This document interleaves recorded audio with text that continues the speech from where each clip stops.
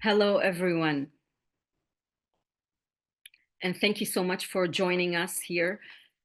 Thank you for joining Labor for Palestine Canada webinar, 77 Years of Land Theft and Resistance. My name is Zahia El Masri, and I will be your moderator today. For those of you who are not familiar with Labor for Palestine, we are an organization of labor and trade union members and activists with chapters across Turtle Island who stand in solidarity with the struggle of Palestinian workers and people.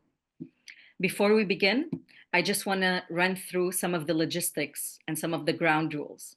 So the meeting will be conducted in English and in French, and it will be recorded. Pour le français, vous pouvez identifier l'icône en bas de votre page, de votre écran, et vous pouvez choisir le français. Comme ça, vous pouvez nous suivre en français.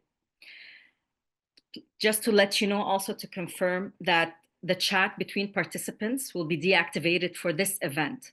We are inviting you to use the question and answers function at the bottom of your screen to ask your questions, the questions that you have for our speakers, or to flag any technical issues you encounter. And feel free to post your questions and comments at any time. However, if you do wish to share your reactions, you can use the reaction function at the bottom of your screen as well, and feel free to use it throughout the entire event. In a moment, I'm going to introduce our speakers. We have 4 amazing panelists. But first, it's just very important for us to acknowledge the land that we stand on today. So we want to begin by acknowledging that the land on which we gather across the country is the territory of many indigenous nations and groups. As union members, we are committed to working diligently to achieve prosperity and equality for all peoples, from Turtle Island to Palestine. Our recognition of the historic importance of indigenous peoples is clearly and overtly linked to our collective commitment to continually pursue and make real the calls to action of the Truth and Reconciliation Commission, as well as the calls to action of communities impacted by colonialism across the globe. So today, as I mentioned the title, it's 77 years of commemoration of Land Day. On March 30th, 1976, in an effort to Judaize the Galilee, the occupation ordered the confiscation of about 5,000 acres of Palestinian land from the Galilee area. When protests erupted in Palestine, when the resistance movement started in Palestine, in Sakhnin, in Deir Hana, and Araba, standing against the Zionist expansion onto their land, 6 Palestinians were murdered by the occupation. While Palestinians were resisting yet again against Zionist violence and land confiscation. Since then, Palestinians remember every March 30th as Land Day, in memory of the 6 fallen martyrs and lives lost, the land dispossessions of 1976, and the brutality of the occupation in response to Palestinian resistance. We are witnessing right now the occupation's barbarity in the West Bank. We are watching the Zionist entity terrorize Palestinians as they try to annex their land, killing all that stands in their way. And in Gaza, we are witnessing an ongoing genocide that for the first time in humanity is broadcasted live in front of our eyes. The occupation murders, bombs, and burns our people for daring to resist, daring to desire to live. Israel's expansionist plans are as clear as ever. Today, this Land Day, we will commemorate the 6 lives lost in 1976 and the thousands of lives lost since then in the fight of liberation. Today, we will hear from our speakers. They are joining us from Palestine, from the front line of the struggle. They will give firsthand accounts and an overview of the conditions of Palestinian political prisoners in Israeli jails and their role in the Palestinian national liberation struggle. The situation in Masafer Yatta and how Land Day is still relevant in the struggle today to stop Israel from ethnically cleansing Palestinians from their lands and homes. The role of the international Jewish anti-Zionist solidarity as well. The workers' situation in Gaza and West Bank, with special emphasis on the impact of the ongoing genocide and the Nakba on Palestinian workers, their role in the liberation struggle, and why worker-to-worker solidarity is critical, and why Palestine is also a labor issue. I'll now read each of bios of our speakers, and then I will turn over to them to begin. So we'll begin with Sahar Francis. She is a Palestinian human rights lawyer, director of Ad-Damir, prisoner support, and human rights defending prisoners' rights for more than 27 years. Sami Huraini is a Palestinian activist from Masafer Yatta and coordinator of Youth of Sumud. Anna Lippman. Anna is a third-generation Ashkenazi Jew migrant on Turtle Island. She is a PhD student where she studies the relationship between identity and activism. Anna organizes with several groups in Toronto, including Labor for Palestine and Independent Jewish Voices. And finally, Juma, coordinator of the Palestinian grassroots anti-apartheid wall campaign, Stop the Wall, secretary and member of the BDS National Committee, the BNC, and executive committee member of the New Unions. So with no further ado, we'll turn to you, Sahar. The floor is yours.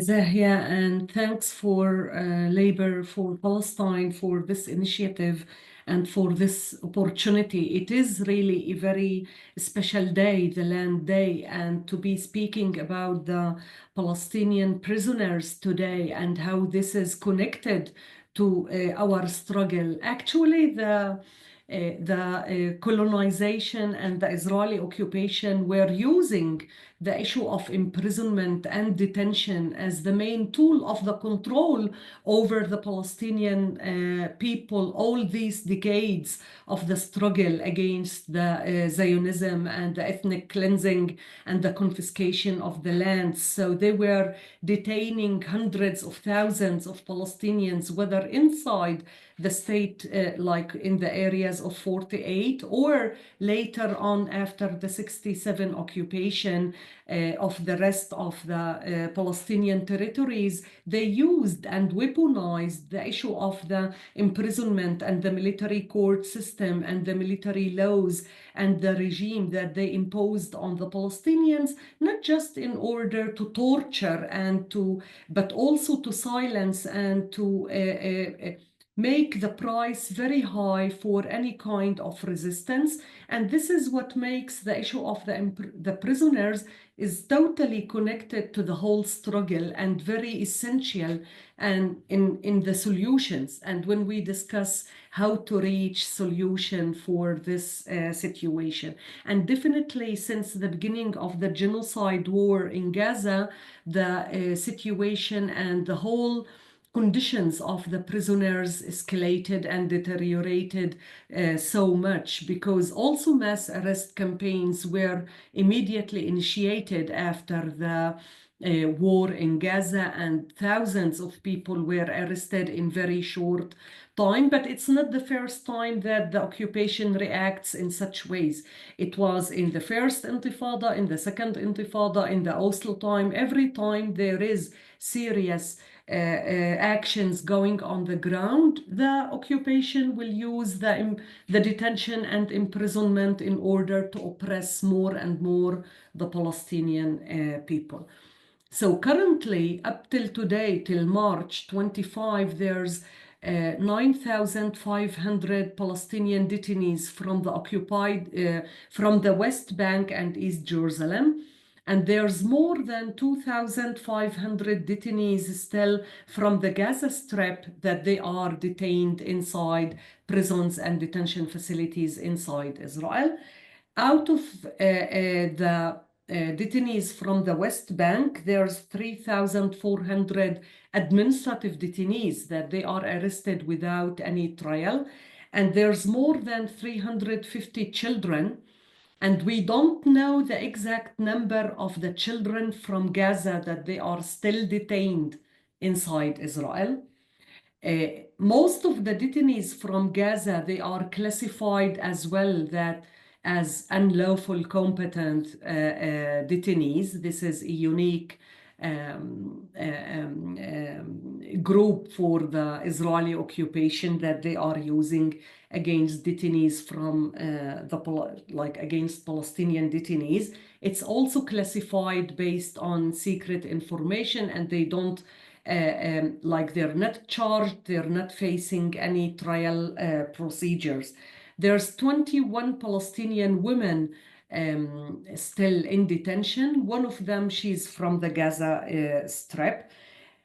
And the most alerting situation is the fact that in these months, the number of those who lost their life inside custody increased in a very serious way. We never, in all these 7 decades, we never documented more than 60 cases of detainees that they died in 1 year and a half inside custody. Since the 7th of October, 63 Palestinian detainees lost their life inside custody, whether for health issues like lack of health treatment, whether the reason is the physical abuses and the attacks and the torture and the ill treatment of the detainees, and in some cases the combination of both, that people were injured under these physical attacks and were never treated properly. But the last case was a 17-year-old boy who died in Majiddu detention facility out of health complications because he was affected by scabies. And this was a very serious development in these months, this disease that was an outcome and reflects the bad hygiene conditions that these detainees are held inside the detention facilities and the lack of the proper health treatment that was offered for them. And he's not the only person that died out of complications of the scabies, but others also lost their life because of this disease. So these months were the most difficult months for the prisoners inside prisons. I'm working as a lawyer in the like with the Palestinian prisoners for more than 25 years now. I've never documented such horrible cases of torture, abuses, sexual harassment, and health neglect and death, and very, very serious degrading treatment implemented systematically on daily basis on thousands of people. So immediately they declared the whole emergency situation inside the state and the occupied territories. They immediately declared emergency situation inside the prisons. This has enabled the prison authorities to implement new procedures, new restrictions, and torture techniques and abuses without any limitations. And all these months, the Israeli High Court or any other courts were not interfering, were not protecting, were not changing these decisions and these changes. So most of the detainees from Gaza were brought into custody and they were disappearing at the first couple of months, like 4, 5, at least 6 months, the first 6 months of the war. We were not aware where these thousands of detainees are held inside Israel, in which detention facilities, and we were banned from meeting them or receiving any information about them, and we were treating these detainees as forcibly disappearing people. And just after, like just on February, March, we started to receive some information about the interrogation, and we started hearing the horrible testimonies from these detainees about the bad conditions and how they were held, especially in detention facilities under the army. And I'm sure you saw the pictures from Sdati Man detention facility in the desert, where detainees were handcuffed 24 hours a day, were blindfolded 7 days a week for several months. Detainees were forced to sit on a very thin mattress on the ground the whole day, 13 hours, 14 hours, to be silent the whole day, not allowed to talk. And if they dare to talk or do any move, they will be attacked horribly and they will be tortured and punished very severely. And people were injured and died in this facility. People were amputated in like their hands or their legs from the complications of the handcuffs or the lack of the treatment because they were arrested after being injured inside the Gaza Strip and brought and were not offered proper medication. And in this facility, the case of the rape took place in July 24. And this is the only case because the fact that the video was leaked to the media, there were investigation about this attack against the detainee. But in other cases, most of the cases of the violations were not properly investigated. Immediately, they closed, the prison authorities, they closed and canceled all family visits, and they canceled the Red Cross visits. Up till today, the Red Cross Committee is not allowed to visit. The starvation policy, they minimized the level of food and the quantity and the kind of food they offered for the detainees to the minimum. I know it's a very short time that we have. I hope that I can have more time in the discussion to talk about the horrible conditions that these detainees. But I would close because it's very important to understand that the issue of the prisoners is totally connected with the occupation. So what we need in order to support the prisoners is ending the occupation. And you know the ICJ ruling from last July said that the presence of the Israeli occupation is illegal. Israel should end immediately without any conditions.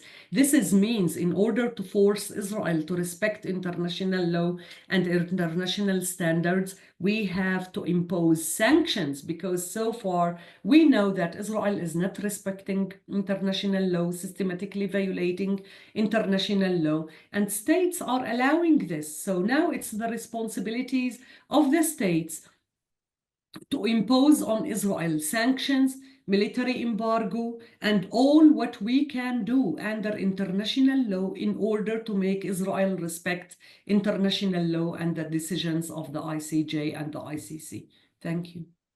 Thank you so much, Sahar, for this an alarming overview of the conditions of Palestinian detainees. But what's striking and disturbing is the number of 350 children detainees. Thank you so much for sharing this with us. And now we can turn to Sami Huraini. Sami, the floor is yours.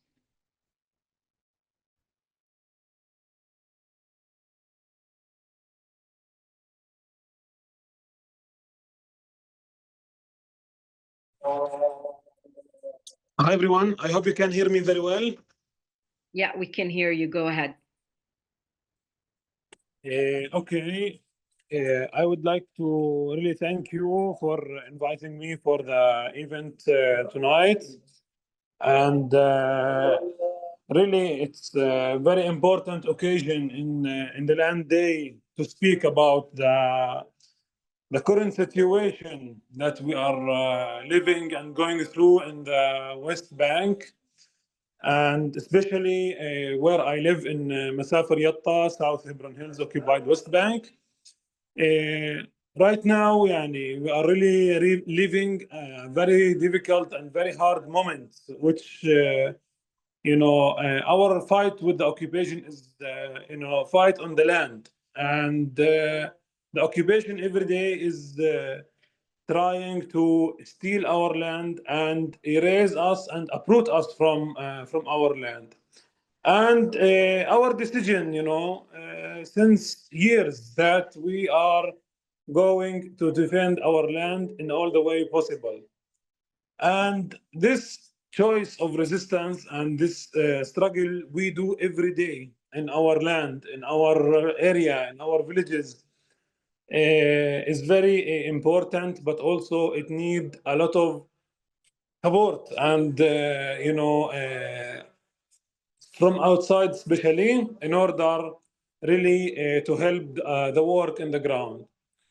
I would like really to go briefly. Just about 2 days ago, there was a very big pogrom attack by the Israeli extremist settlers against the village of Juma in my area of Masafer Yatta.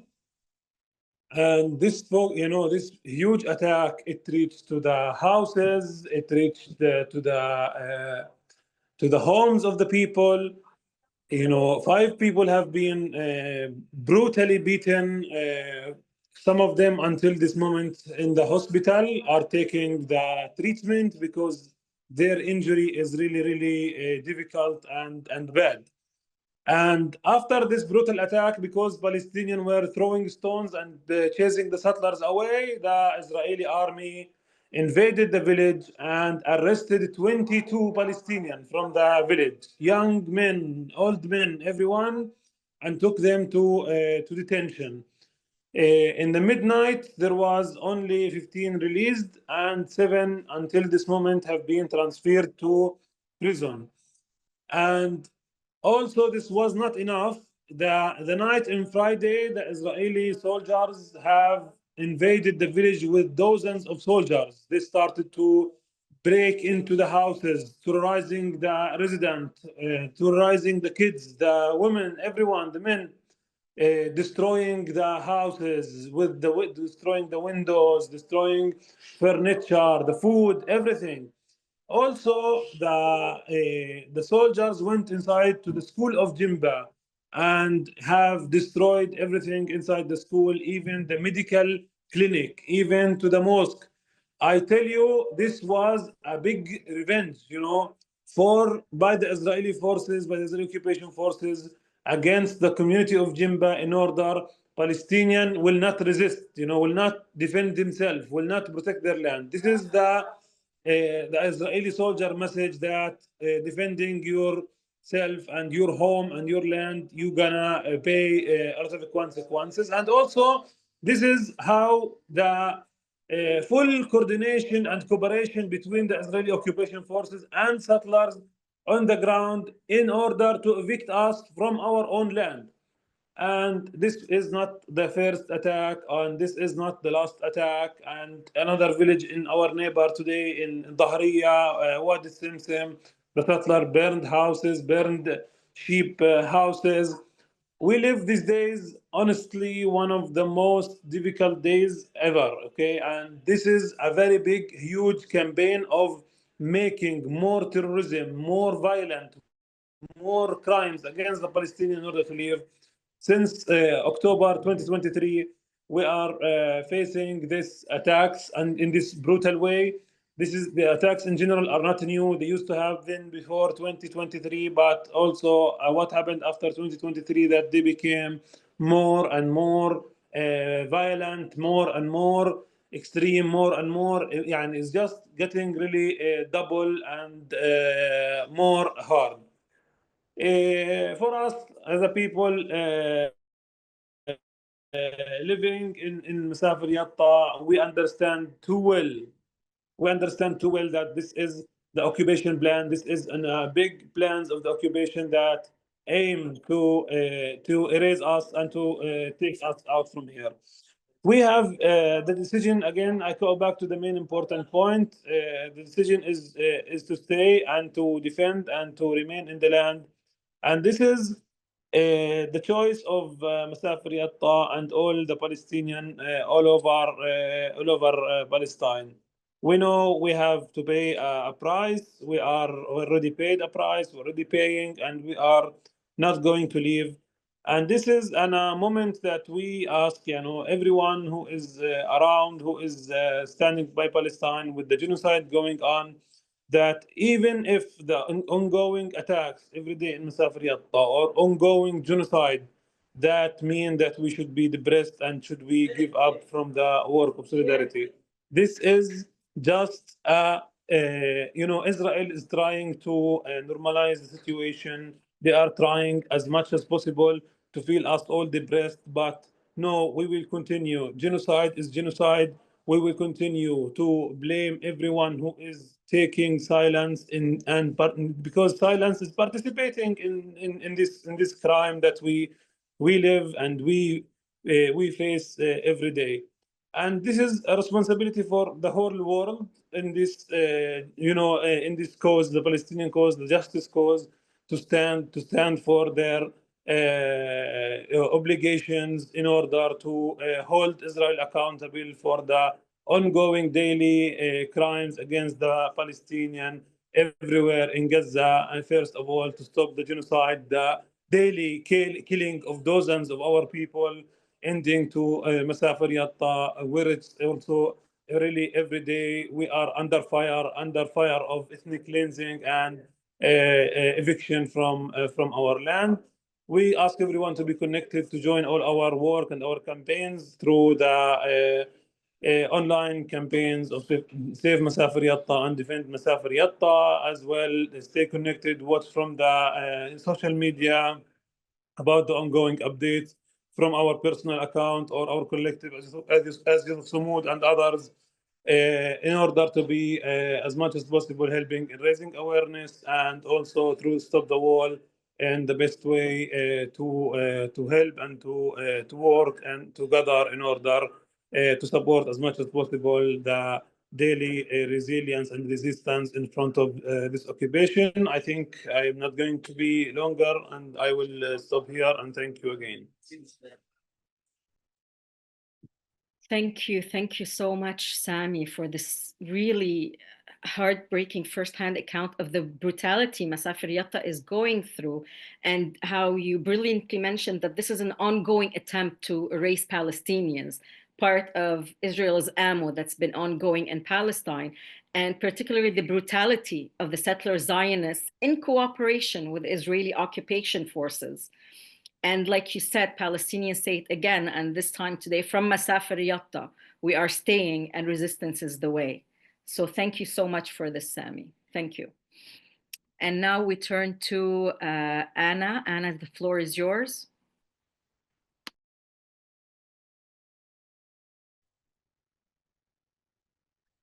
مرحبا اسمي أنا وساكن في تورونتو كندا. أنا نشيطة سلام في مسافر ياتا. Hi everyone, thank you for having me and thank you for being here. My name is Anna and I'm currently in Masafer Yatta as a solidarity activist. So thank you, Sami, for having me. I'm here not because I want to talk for Palestinians or because they need people to talk for them, but because I understand that as a white Jewish Canadian, my privilege gives my voice weight, both within Western media and in Palestine. As a member of Labor for Palestine, I know that the working class will never rise up unless we understand that our struggle is global. I know that workers have always been on the front lines of the struggle for justice, and I stand in this rich history here on the front lines of the occupation.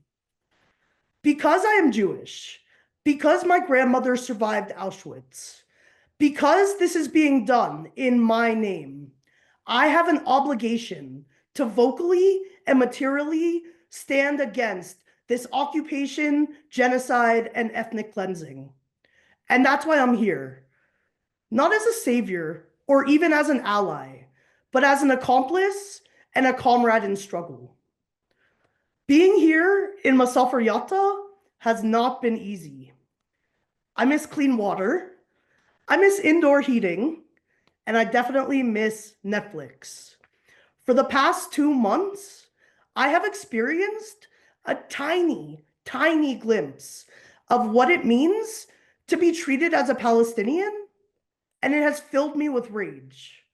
It should fill you all with rage too.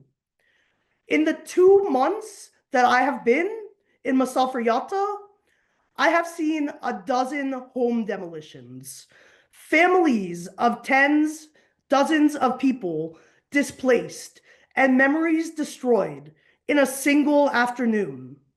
I've been attacked multiple times by settlers who live just next door to me. And when the army and police have responded to these attacks, I've been detained and I've been arrested. But in these 2 months, I've also found love and hope. I've been welcomed into family homes to share laughter and broken Arabic until I must beg them to stop pouring me tea. I've seen children held at gunpoint before demanding I join their soccer game just 10 minutes later. I've learned what it means to be cared for by an entire village, how to remain steadfast on the darkest of days. And I've learned that resistance is the commitment to everyday life. This is what they teach Masafer Yatta, and I am humbled to learn it with them. In Canada, we never have to worry about the things here that are an everyday struggle. We don't go to sleep wondering if our home will be demolished. We don't wake up to our windows being smashed. The dreams of the Palestinian people are modest, much more modest than mine, I promise you. They just want to live in their land, to feel safe in their homes, to have hopes and dreams, just like everyone here in the audience, to go to school or even for a car ride without wondering if they will ever return to their families. This is what liberation looks like, and this is what I dream of, and that is why I am here. In my time here, I've seen that Israel cannot survive without Western and US support. The Israeli economy is crumbling. Businesses are leaving. Work permits for Palestinians have been canceled, and there is no one to work within Israel. The population is leaving, and there's no tourism coming into the area. And workers within 48 and in the occupied territories are holding general strikes to show solidarity with the people of Gaza. Here in Masafer Yatta, I do Band-Aid solutions. I help keep people like Sami going. But it is those outside of Palestine who must demand government action, who must demand that we enact boycott, divestment, and sanctions on Israel. We need to demand a two-way arms embargo between Canada and Israel, between the US and Israel. And we need to remember that there is an upcoming election in Canada. There is no way that a genocide should be happening live streamed without Palestine being an election issue. We must demand that our government act, and this is our duty to those who are so steadfast here in Palestine. Thank you. Thank you so much, Anna. And just going back on what you mentioned towards the end, it's extremely, extremely crucial that Palestine becomes an election issue in Canada. We have to speak up. But what struck me the most when you mentioned in the same sentence, you mentioned rage, hope, and love, and steadfastness, a Sumud, which is the anchor of Palestinian existence, all in one breath. Thank you so much. Now we turn to Jamal Juma. And I just want to remind everybody that you can share your questions in French and English in the Q&A area on your screen. So Jamal, the floor is yours.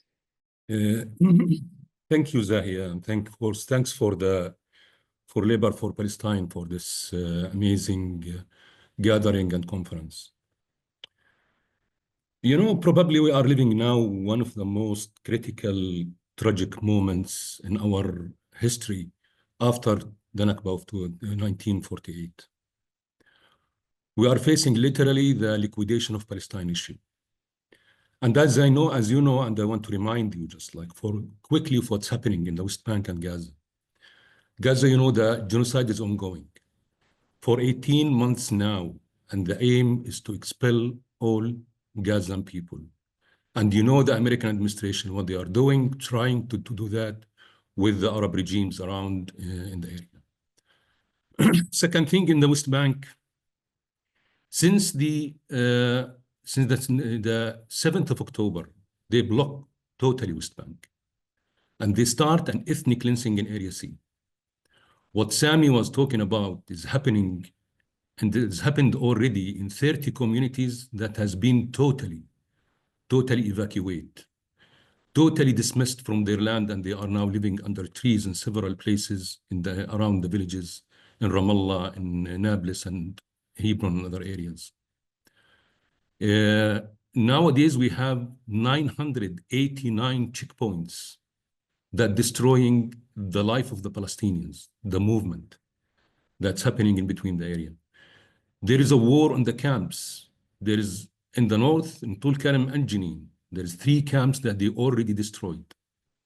50,000 Palestinian refugees from these camps now, they are in the refuge places, like in the schools, in the mosques, and in the houses of the people. Most of them has been flee to the villages around, and the people housing them in their houses.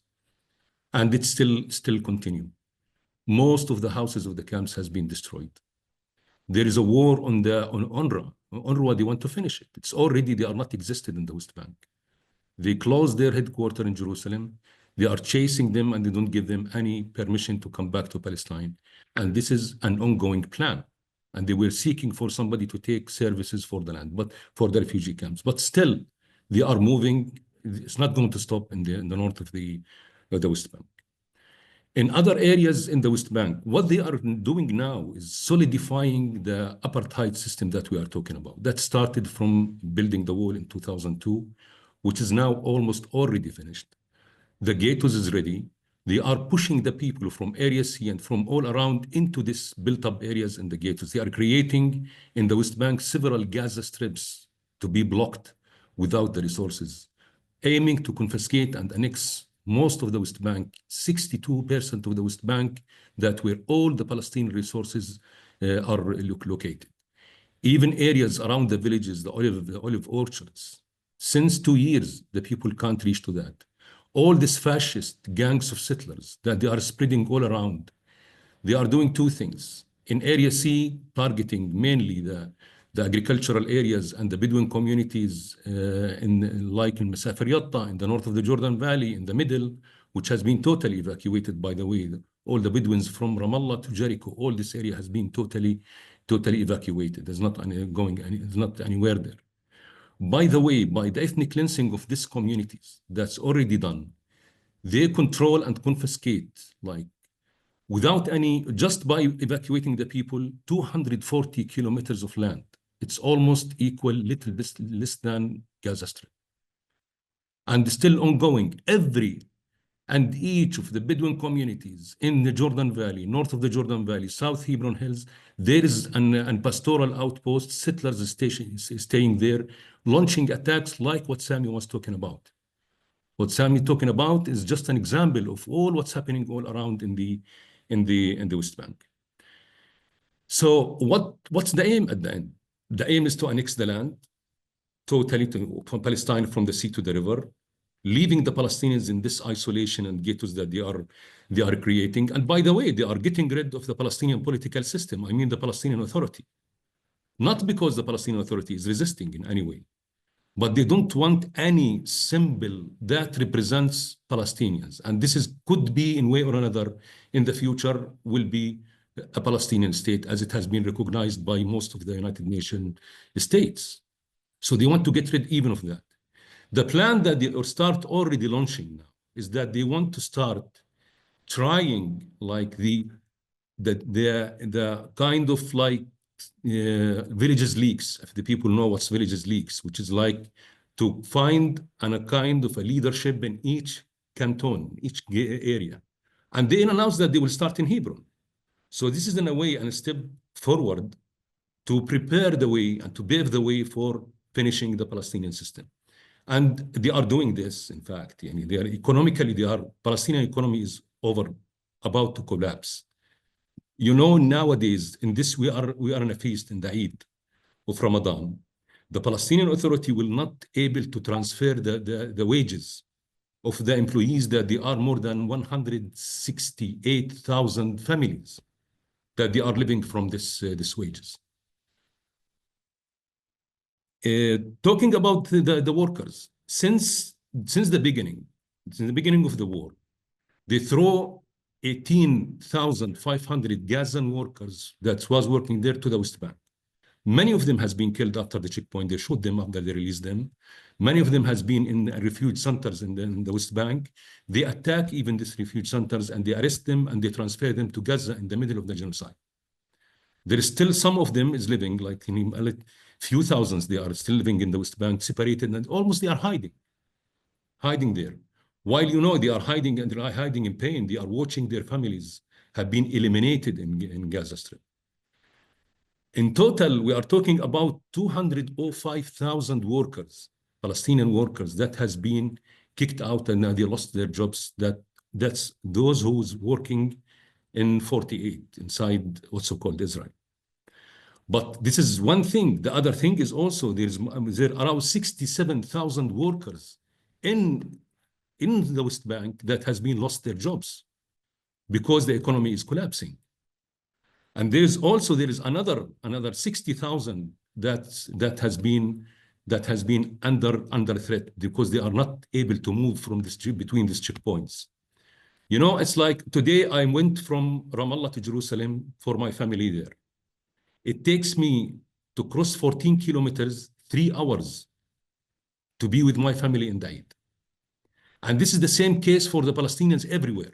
When I talk about 989 checkpoints, this is in a way destroying literally the life of the Palestinians, the social life, the economical life.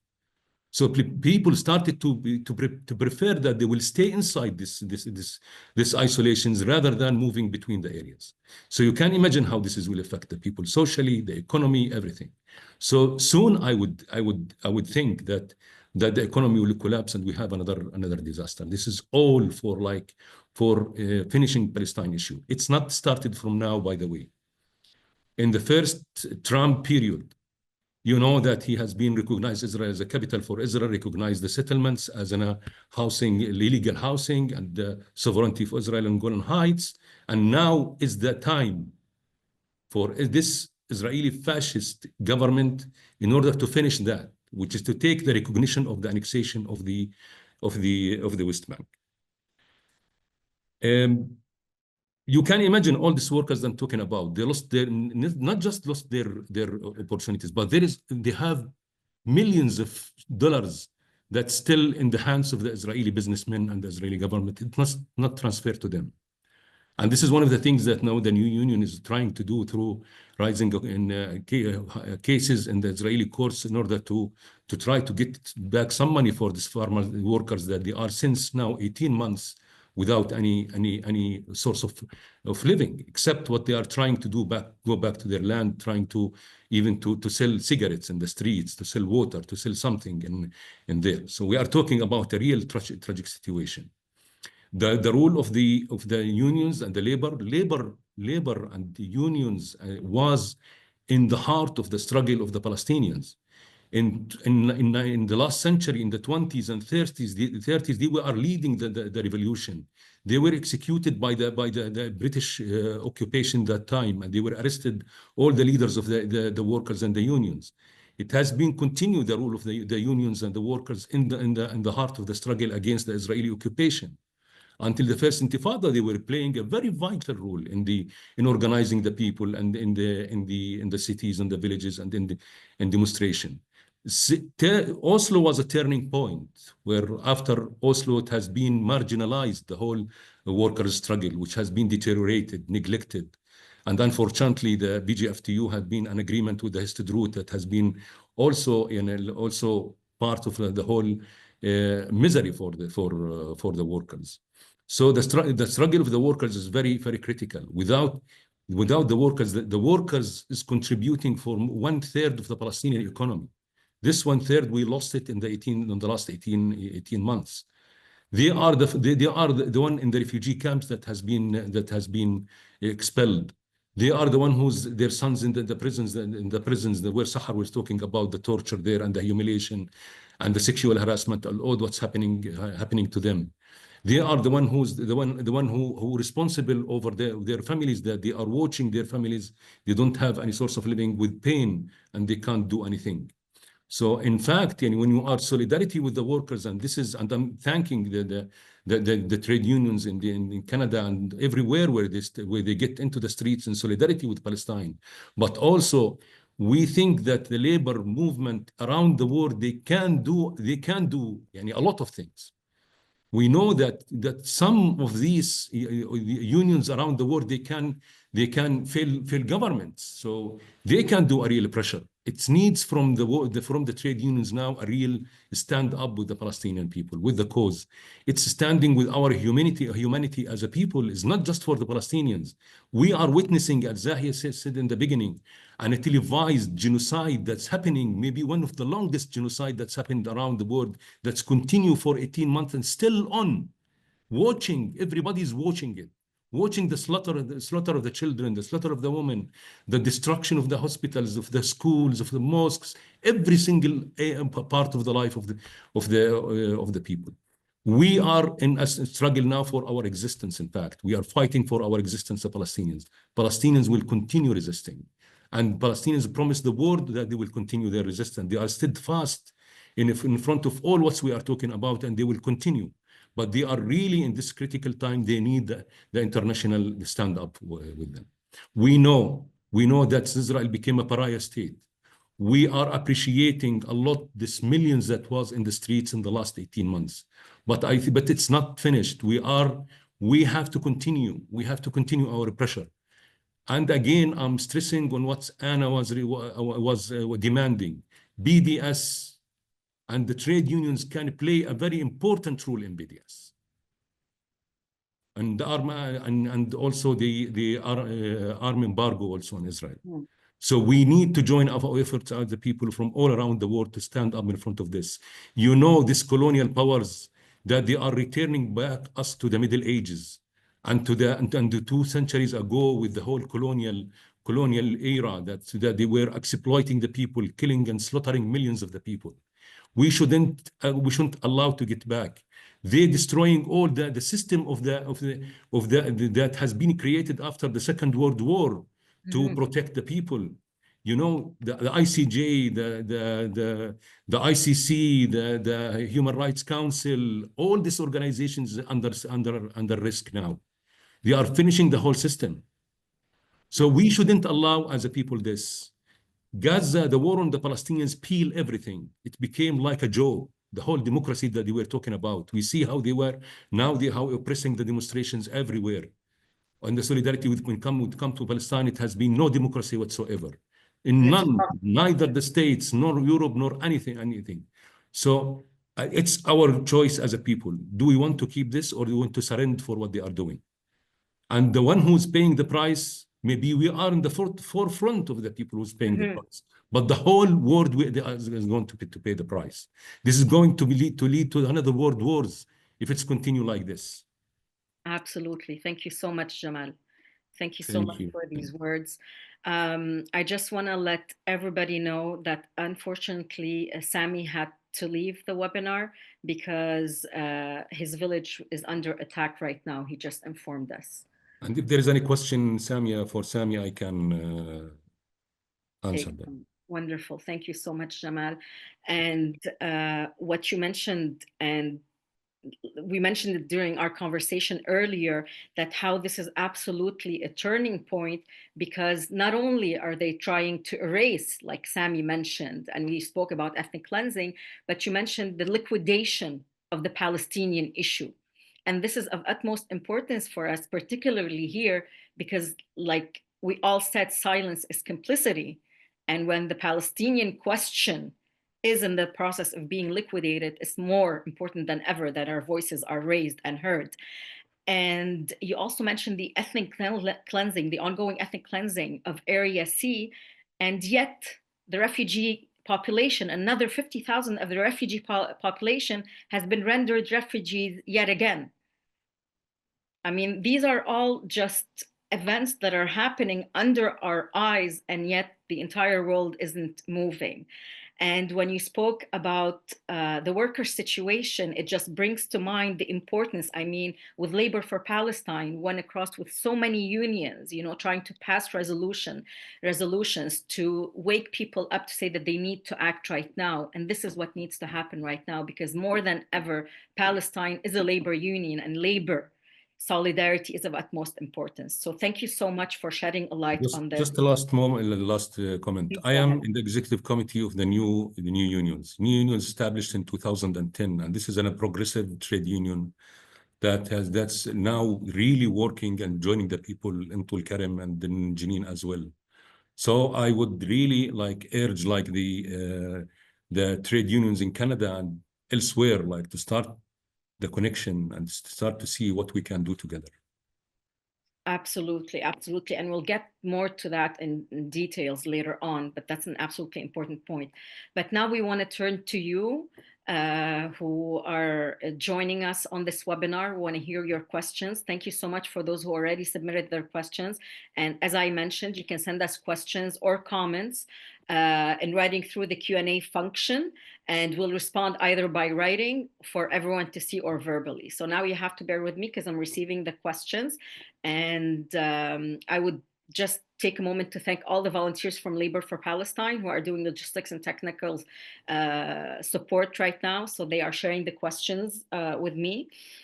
So one of the first questions that we received, and this is for Sahar. If Sahar can speak about who the prisoners are in general terms, and if they are all considered political prisoners.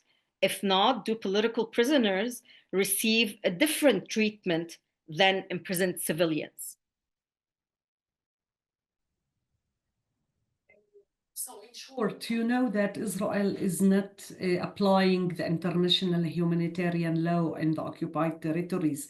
So from the point of the Israeli occupation forces, they are all considered as criminals and terrorists. They don't differentiate, and they are facing the same treatment, the same conditions, the same violations and restrictions. But from a point of the international law, of course, the majority of these Palestinian prisoners are considered civilians because they has nothing to do with the conflict, or they were never sharing in the direct armed struggle. Most of these prisoners are students, are activists, children, as we said, women, elderly people. There's people that they are 75 or 74 arrested based on secret information. The majority of the prisoners are held without trial, without accusation, without evidences.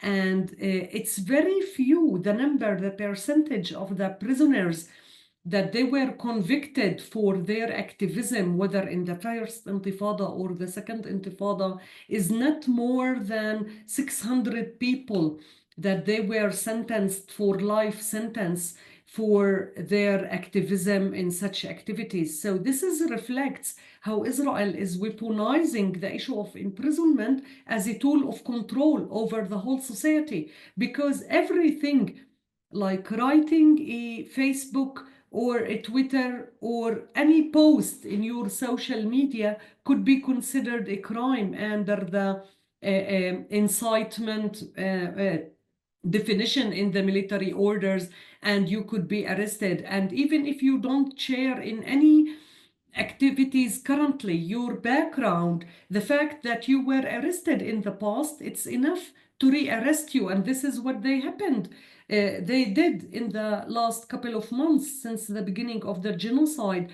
They raided the Palestinian cities and villages. They arrested more than 15,000 Palestinian men, children, and women in these months from the West Bank and the East Jerusalem, and not all of them, of course, remained in detention. But this is a huge number. It doesn't reflect that these people were really involved in any actions on the ground. So basically, it's just arbitrary. There are no. It is arbitrary, of course. Arbitrary. It's in order. They choose their own way. Yeah, in order to threaten, to intimidate, to make people fear to say anything, or to oppose or criticize any action of the occupation, not even thinking about resisting the occupation. Thank you so much, Sahar. The second question we have is, the person says, from what I can read online, the Palestinian Authority is just a collaborationist organization working for the Israeli government and sometimes working alongside them. Is there anything that the PA is doing to help Palestinians during this outrageously horrible time? So Jamal, maybe you want to take this? Yes, thank you, Zahia. I would say, unfortunately, yes, the whole philosophy of the Palestinian Authority that they want to survive no matter what they can do. And in fact, in the middle of the genocide in Gaza, in the middle of the destruction of the refugee camps in the north, they are pressured like in a horrible way by the United States, by Europe, by Israel, by some of the Arab countries, regimes, to collaborate. And they are collaborating. Unfortunately, they want to survive, no matter if it is on the expense of the Palestine issue. And they know that Israel is targeting them. They are targeting all the money that they have from the tax money that Israel collecting. They know they know that they are destroying the whole system in the West Bank. They know that they are destroying the Palestinian economy. They are confiscating the land. But unfortunately, they are still standing there without doing a serious move. And that's what our request as a movement. It's enough. It's enough. What you need to do is now to ask all the Arab countries to stop the whole normalization, to ask the international community to boycott Israel and to isolate it. You were going all the way to the United Nations for the recognition of the Palestinian state. They are destroying the Palestinian state. So what are you waiting for? So this is a serious debate within the Palestinian society, and it's really upsetting with the position of the Palestinian Authority, unfortunately. But I think they are going to lose. If the pressure continue as it is now, the authority would not survive until the end of the year. Okay. So the Palestinian people basically is like, it has always been, and the resistance is on its own. I can say yes, and also maybe worse than that, even they are trying to control any Palestinian movement from rising up. This is a way of survival that they prove to the Israelis and to the Americans that they can't control. They can't control. But the people is under attack everywhere, and you are facing a horrible situation everywhere. So I don't think the Palestinians can open two fights, internal fight and also stand up for what Israel is doing. So we are waiting to see where the things is going on. But I'm sure let's continue like this, Palestinian Authority will be dissolved by Israel. It's unfortunate and distressing to hear it, but we have known this truth and it has been there all the time. Jamal, maybe we can continue. We have another question as a follow-up for you mentioned what you spoke about the unions. The person says, I believe that Canadian unions and the Canadian Labour Congress and also the ITUC should suspend all relations with the Histadrut and expel Histadrut from all international labor organizations. Some Canadian union members believe that we should not expel or suspend or even boycott, but use formal relations with Histadrut to have dialogue. Can you comment on these arguments and tell us your view of the call to suspend the relations with Histadrut? I don't know how the international labor trade unions will convince Histadrut to change.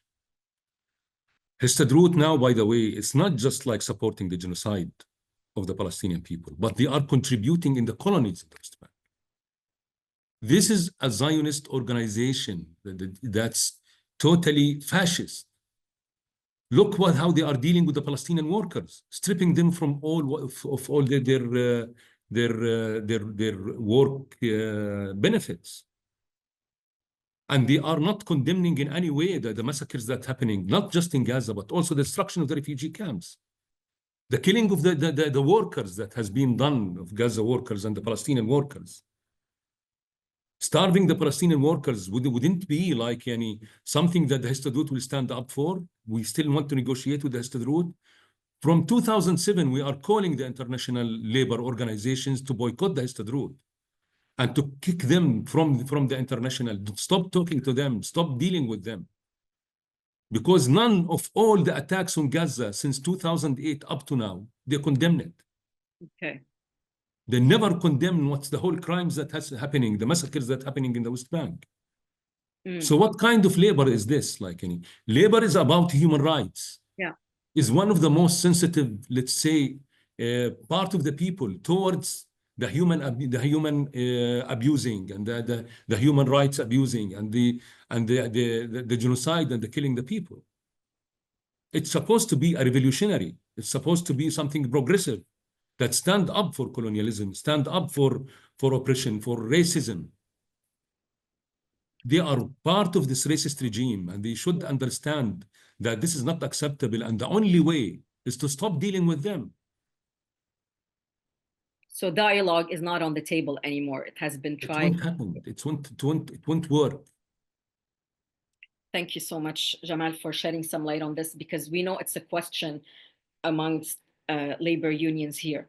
There's another question, and the person says, a lot of people who consider themselves progressive in Canada follow and amplify the organization Standing Together, because Standing Together says it wants peace, and they use air quotes. But we know that PAC-B has called for a boycott of Standing Together because they are a normalization organization. Can you share how Palestinians and Israelis view Standing Together? So do Anna or Jamal or Sahar, who wants to start with taking this? Anna, you want to take it? First thing I think it's important to remember is that Palestinians, like everyone else, is not a monolith, right? There's varying opinions. I think what is harmful about Standing Together is, for them, peace is quiet occupation. It's doesn't involve the right of return. It doesn't acknowledge what happened in 1948, the Nakba, and so that's why, it's considered a normalization. For myself, I'm here, but I have to remember that it is not, I don't have the same rights and equality as Palestinians, and to not acknowledge that is harmful. It works for the system of Israel. At the same time, I can tell you that Standing Together is considered quite radical within the Israeli population, and they often march alone at rallies. So it's interesting. Zahia, yeah. It's not about the Palestinian people talking to the Israelis or the Israelis talking to the Palestinians. It's for the international community to stop the genocide that's going on. It's about stopping the colonization of the West Bank. It's about stopping colonizing Syria and Lebanon. It's this what peace is talking about. What's the dialogue that's happening when the Palestinian blood is like shit in the streets. The blood shit in the streets, and then when all the Palestinian wiped out from Gaza and the West Bank, we will have peace. Yeah, absolutely. This is in a way just not to see the reality. The reality is Israel is an apartheid colonial criminal regime that has to be stopped. Absolutely. Still, Israel has been flooded with weapons to kill the Palestinian people and the Lebanese and the Syrians, to bomb the whole area. What peace you are talking about? What Palestinian and Israeli talks that somebody would talk about? I think that's at the core of the question, what kind of peace you're talking about. Sahar, you wanted also to jump in here? Yes, I especially wanted to highlight the fact that we cannot ignore the nation-state law that the Israeli government confirmed a couple of years ago. And it says all about it, what they mean with this sharing and coexistence and living together, not based on equality, not actually admitting what they did in the Nakba and being able and willing to share in one state solution, let's say, where we are all equal. No, and this should be kept in our minds, that the whole system is apartheid, colonial, racist regime that you cannot exist with, you cannot accept. You have to dismantle the system, and then you can start a new beginning. So this is why, for us, the Palestinian organizations or the grassroots or the activists, it's not like, it's very important to insist that you cannot come and ask me to have a dialogue with the oppressors. I think the change should come within the Israeli society, and the Israeli society is not there at all. If all these months they were not able to see the horror of the genocide they're committing against the Palestinians, it says a lot about the level of fascism that they reached to. So what kind of dialogue you can have with this, unless if they are honest with themselves and they admit what they are committing, irrelevant to us having conversation with them. That is an Now, excellent point, Sahar, because we need to dismantle all these myths, because they try to throw so many questions and layers to the issue. The issue at its core is the Nakba, is recognition, like you all mentioned. of course. We have another question also. So the person says, if Israel succeeds in dismantling the Palestinian Authority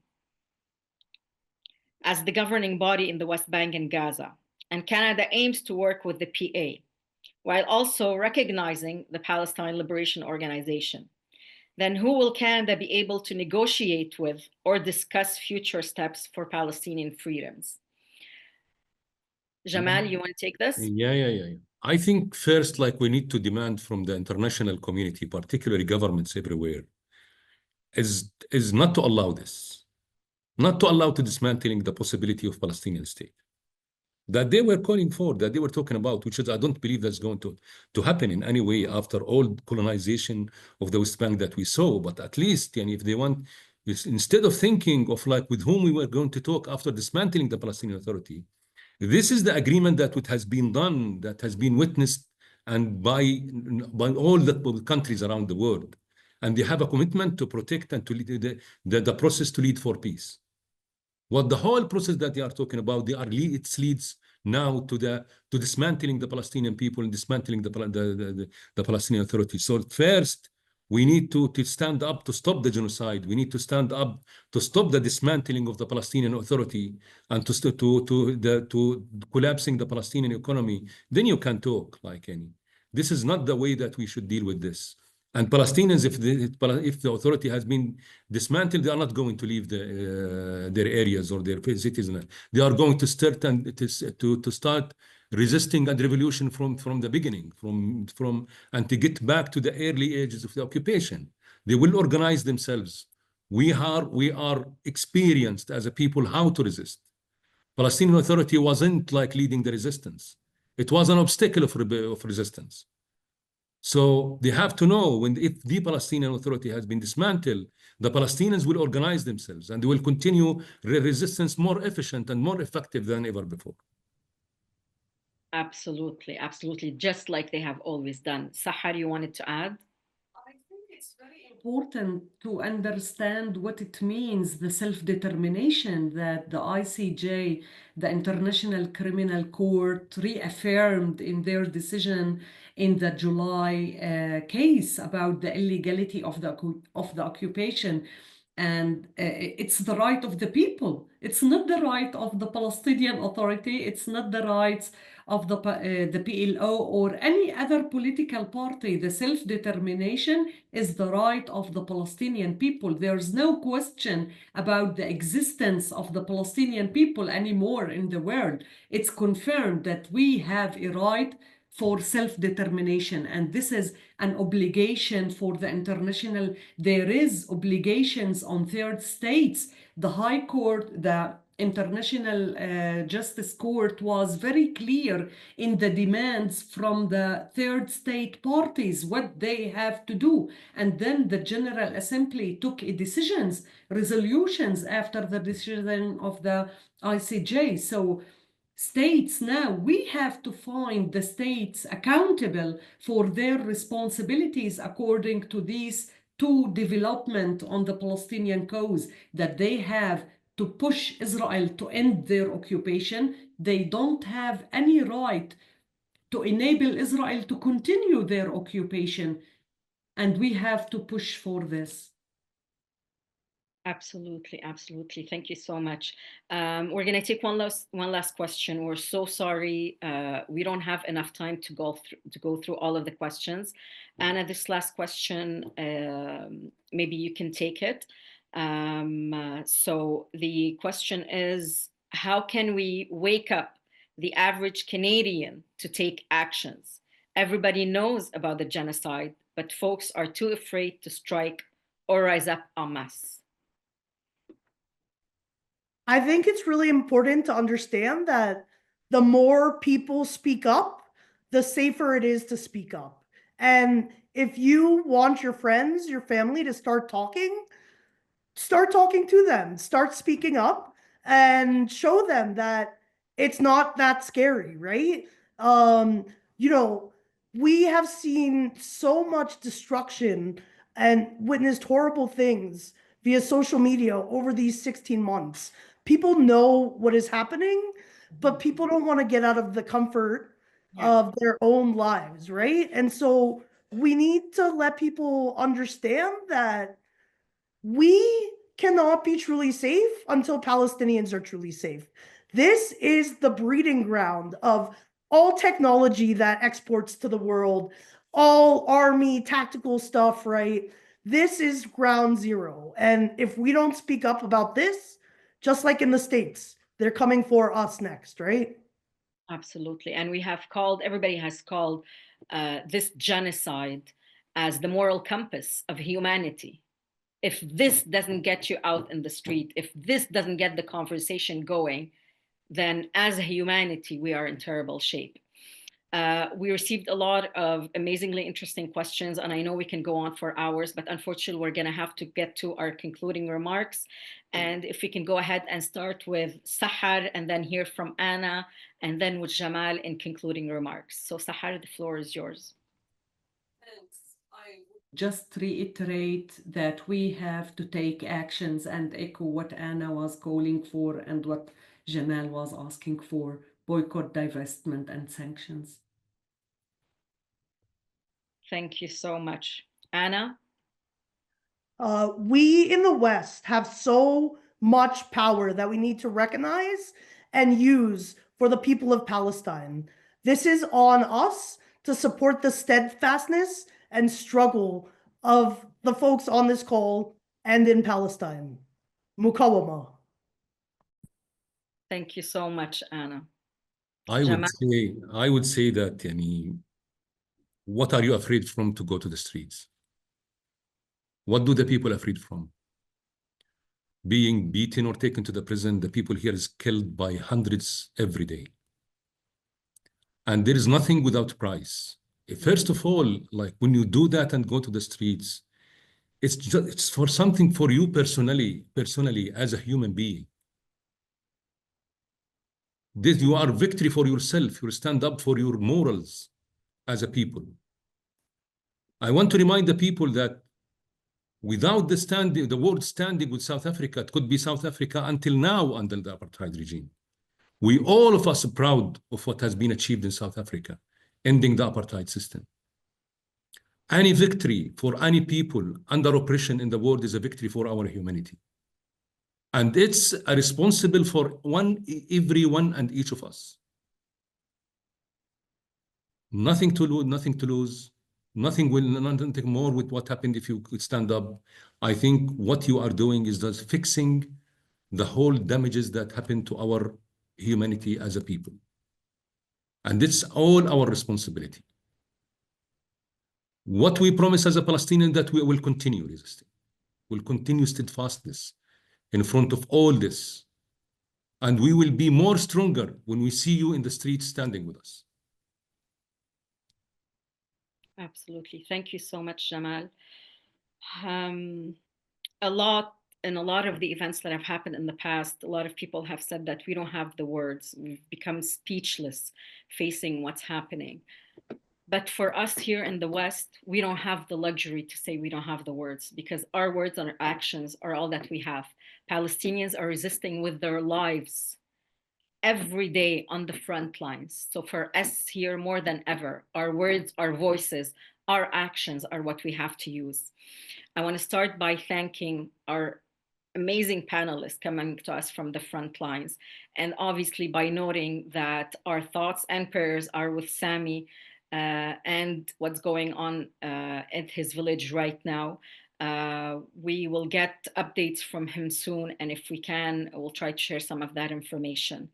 The commemoration of Land Day stands for the resistance of Palestinian people against apartheid, genocide, settler colonialism, and the rampant violence, like all of our speakers mentioned, of armed to the teeth settlers, Zionist settlers, and protected by the Israeli occupation forces. Palestinians will continue to resist and remember the fallen martyrs until the liberation of Palestine. So for Palestinians, every day is Land Day. As you have all mentioned, what is the use of international law if we can't apply it? What is the use of enshrined laws if Palestine is always the exception? Palestine is our moral compass, like we mentioned, because it has lifted the veil of hypocrisy and complicity. And today, one of the people who sent the questions mentioned it, and all our speakers, and Sami also highlighted it. Silence is complicity, so we can't afford to remain silent. So we have to take action, and we need to take action. I will just go on with a couple of action items that we can do. For example, at Labor for Palestine, we just launched our fundraising campaign. Our goal is 50,000. You'll see it pop up in the chat right now. And it's to support our work across the country, across all of Turtle Island for the coming year, in order to raise the voice of Palestinians and in order to mobilize within the labor movement. The BDS campaign, as all of you mentioned, is at the core of the Palestinian struggle. This is a civil society initiative from the Palestinian people. So we have to put into action. If your unions have passed a resolution, follow up. If they haven't, contact Labor for Palestine, and we will go and we'll mobilize. Stop the Wall. They have the most amazing documentation. And Jamal mentioned that there's a whole a video that's available online regarding the ethnic cleansing in Area C. Sahar, you mentioned Prisoners Day, which is on April 17th. And I'm sure on the Ad-Damir website, you will have action, for example, for what to do on Prisoners Day to note. And the number of 350 children, I mean, I know we've heard atrocities coming from Israel, but can you imagine 350 children detained in prisons? This is a number that shouldn't allow us to sleep at night until we take action and we speak up. So please follow the Ad-Damir website in order to see what kind of action we can do on April 17th. And in Labor for Palestine, we have a toolkit for the arms embargo campaign. Please do follow it also on our website. And I just want to take time also to thank all the people who participated. I want to thank CISO for the French interpretation. I want to thank the amazing interpreters, and again, the amazing volunteer team of Labor for Palestine for making this happen, doing everything behind the scene. This is the least that we can do in order to shed the spotlight on what's happening in Palestine. So continue speaking up, continue getting involved. Never, never stop speaking out about Palestine, because this is the end goal. They want us to stop speaking, and we'll never do that. And remember, silence is complicity. Thank you so much for being here. And as we say, بالعود inshallah, we shall return. Thank you so much. Thank you. Thank you, Zahia. Yatik Alafia.